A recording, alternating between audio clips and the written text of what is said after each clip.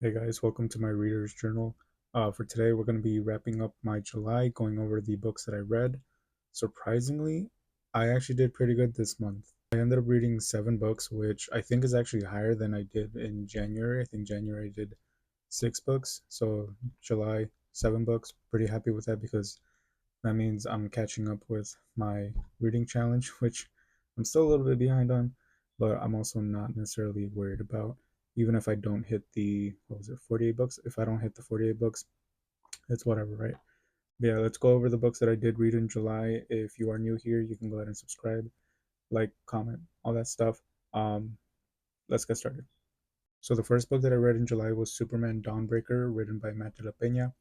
This book I did enjoy for the most part. I was a little bit worried with how it was going to go when I first started reading the book, but overall, this book kind of depicts Clark slash Superman's early um, transition from Clark into Superman when he's I think, senior in high school, and it encompasses characters in a natural sense.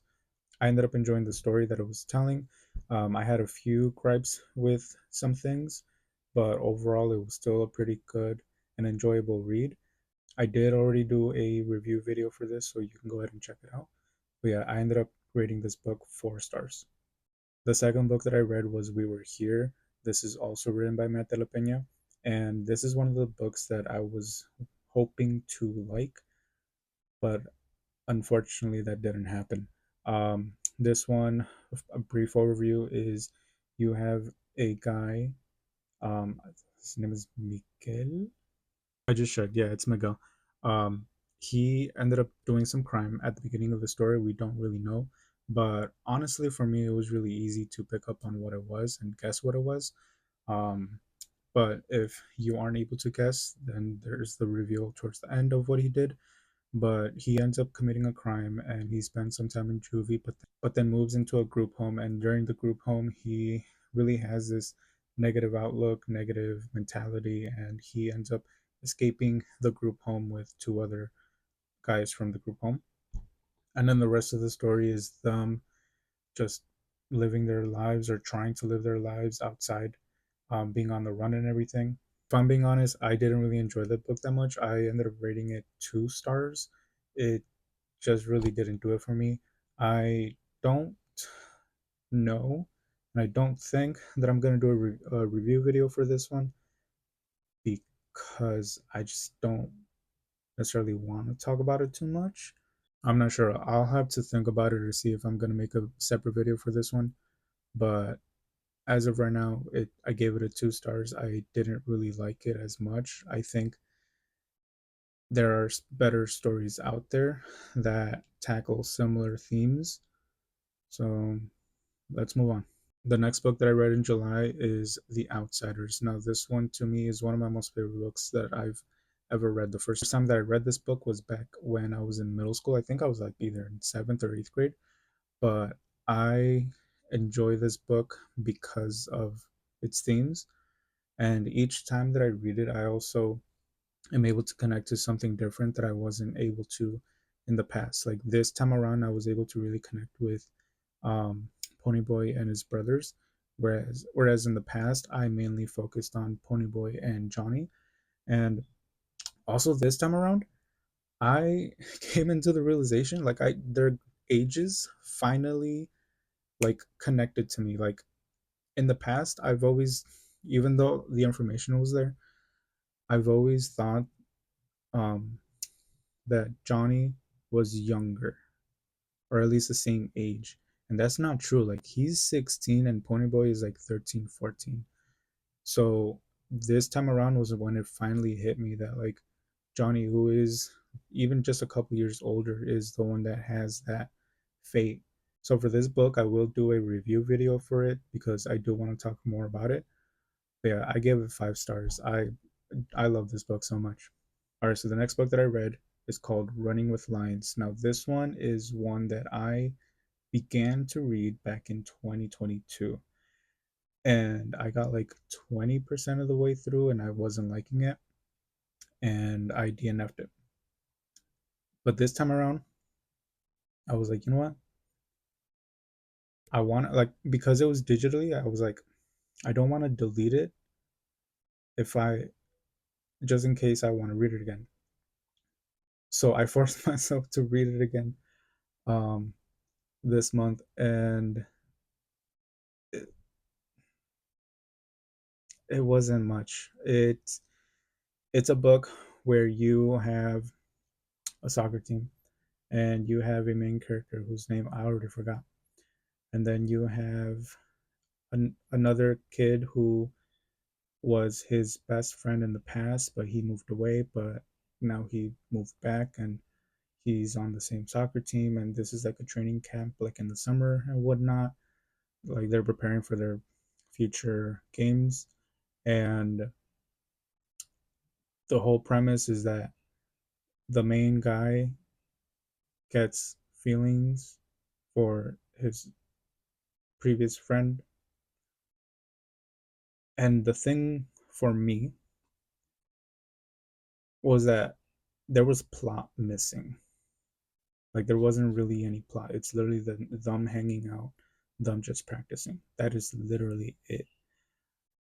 Even when they're like teasing that there's gonna be this big game or whatever, that doesn't happen up until like the very end, and I think it's literally like just a couple pages. Like it's not a lot.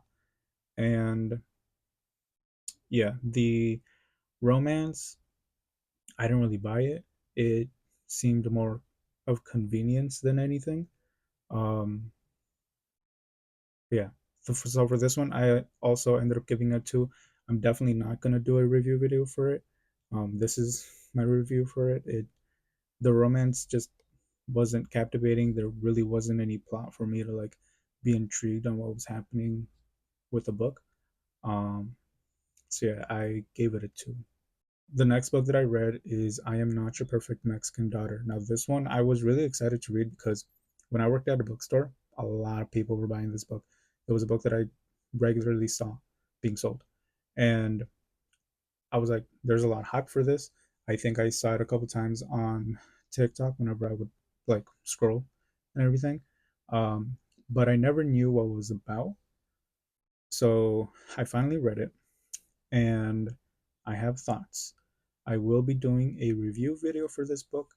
I did enjoy it for the most part. This is honestly one of the first books, or the first book, that I genuinely felt was authentic to the Mexican culture, to the Mexican household, dynamics, and everything. And not everything that the book portrays will fit with every single like Mexican household or family, right?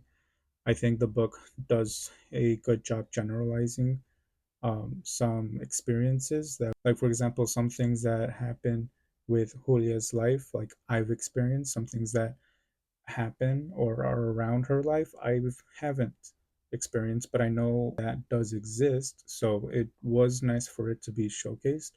Um, yeah, I will be doing a review video. As of right now, I think I have it rated as 4 stars. I have some things that I would have changed, but overall, I think it was still an enjoyable read. But if you plan on reading it, just know that this isn't like a happy, good feeling story. Like this dives into some deep stuff. So the next one that I read is The Giver. Now, this one, I don't know why, but I thought that this was going to be rated higher than it actually is. I keep forgetting that I always rate this book like 4 stars. I, for whatever reason, keep thinking that this book is a 5 star book for me, and it's not. I do enjoy this book because I do enjoy the community that they're in. I think it's really interesting, especially knowing that this is like dystopian post whatever happened to our world. And one of the things, and I think the only thing that really threw me off, is the fact that in the book the character is literally 12 going on to 13 years old, and like this is all happening to him. And I'm like, I don't know, I think I would have enjoyed the story if it was an older person. which when the film was adapted, they did choose to go with an older character for Jonas, and I think that that was a good choice because when I think of Jonas, honestly, I think of the movie version of him more than the actual book version. But yeah, I do enjoy this book. I, in the past, never had the desire to read the rest of the series, but I, after this reread, I was actually kind of curious on what happens in the next book because I think the next book is called, what is it, The Sun, and I think it's on Gabriel's point of view, but I don't know. So yeah, if you guys have read the rest of the series and you would recommend me to continue reading, again, I rated this 4 stars. I do enjoy it, but it's not like the best book ever for me. If you do recommend it, go ahead and leave it in the comments. That way I can see that people do think that I would enjoy it.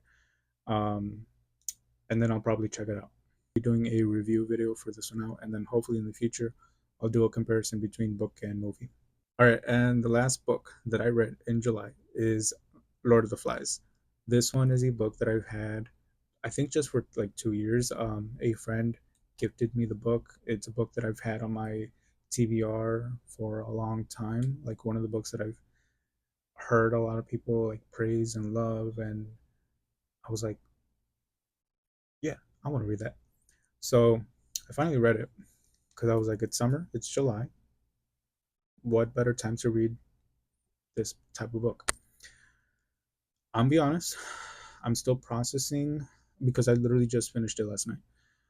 I'm still processing the book. I don't dislike the book, but my experience reading it wasn't necessarily enjoyable. I was confused at certain points, and I didn't really connect with the characters that were in the book, so that was a shame. But I think, especially, what I'm gonna try to do is I'm gonna try to listen to the audiobook. That way I can hear it through someone else's voice and just experience it that way. And then I'm also going to read some, like, because this is a literary classic fictional book that was written ages ago.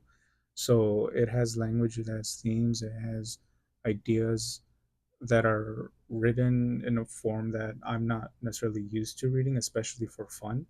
So I plan on reading like Spark Notes or seeing other people talk about the book. That way I can see like what they got out of it. I did get a lot out of it. Like I do understand a lot of the ideas, the allegories that the book presents. But again, me reading it that first time, and I wasn't like sitting here taking notes and like really thinking about it. I was just reading. Um, so yeah, I just need time to really digest the book because this is one of those books that you unfortunately just have to digest. And we'll see how we do. As of right now, I have it rated 3 stars because I don't dislike the book. It just didn't hit at the moment the way that I thought it was gonna hit. It has the possibility of moving up, um, but as of right now, it's a 3, and it isn't gonna go lower than that. That's for sure. All right, so that's it. Those are all the books that I read in July. I am really excited to get into August because I'm finally going to do the Six of Crows duology. And because work is going to start up, I'm a teacher. I'm going to try to read shorter books. So I'll talk about which ones I'm going to read in my TBR. But yeah, I am really excited and happy that I did read 7 books this month. Really proud of myself. And if you have any suggestions for me, either for next month or literally at any point, go ahead and drop it in the comments. Especially if you see that, oh, I like this book, I should read this one. Um, or if there's any themes like, oh, in October because it's spooky month, you should probably read this book. Or hey, I have a wintry Christmas recommendation. Here's this one. I'm 100% open to that because once I finish reading the books on my shelves, I want to explore more books and read more books as opposed to just the ones that I have right here. But yeah, other than that, thank you guys for watching. If you're not subscribed yet, go ahead and subscribe, leave a comment, like all that stuff. And I'll see you guys next time. Have a good day.